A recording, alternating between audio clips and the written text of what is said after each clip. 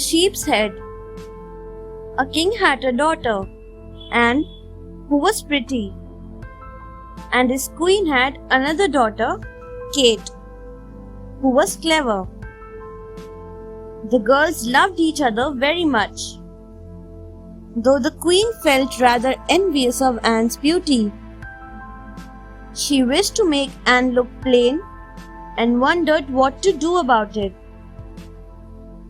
Then she consulted the hen wife, who asked her to send Anne to her early morning. Therefore, on the pretext of collecting eggs, the queen sent Anne to the hen wife one morning.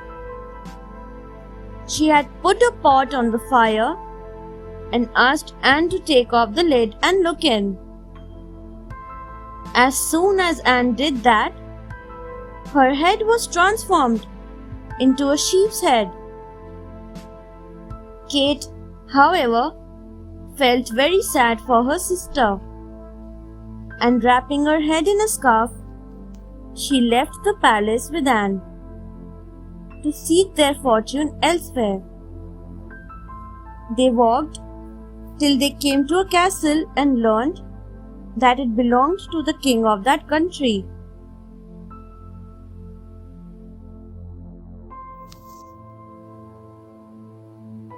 The secret.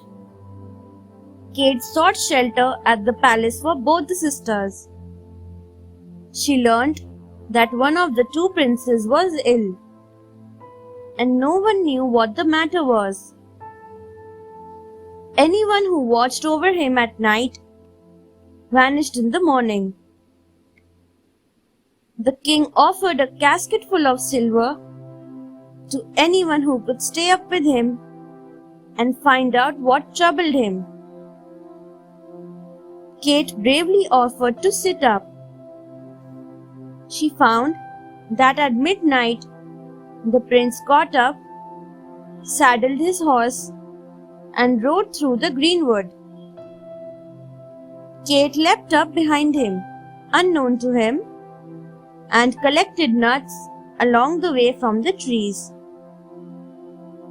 They reached a green hill, and the prince asked to let him in. Kate whispered she would go in too. They entered into a palatial hall, and the prince danced throughout the night till he was exhausted, and then returned to his palace and fell asleep. Kate sat beside him, cracking and munching nuts. The wand. Kate asked for a casket full of gold for the second night. She went again, and this time she saw a baby fairy playing with a wand. One of the fairies said that one wave of the wand would make Anne well again. Hearing this, Kate gave the baby some nuts to play with, and while he was chasing the nuts, he dropped the little wand. Kate picked it up and hid it in her apron. She carried the wand back when she returned secretly with the prince after he had danced all night. She waved the wand over Anne thrice, and she became her beautiful self again. The sheep's head had vanished. The third night, Kate was to watch over the prince again. This time, she said she would do it only if the king promised that she would marry the prince. The king agreed, and once more, Kate kept watch at night.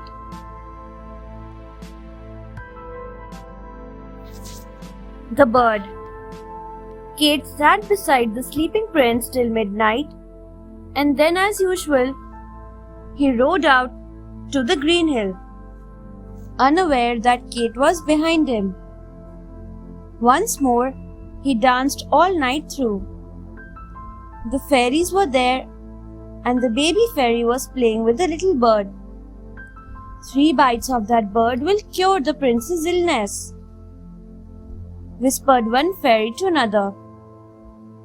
Kate overheard the whisper and gave the nuts to the baby fairy to play with. Then she picked up the bird and hid it in her apron.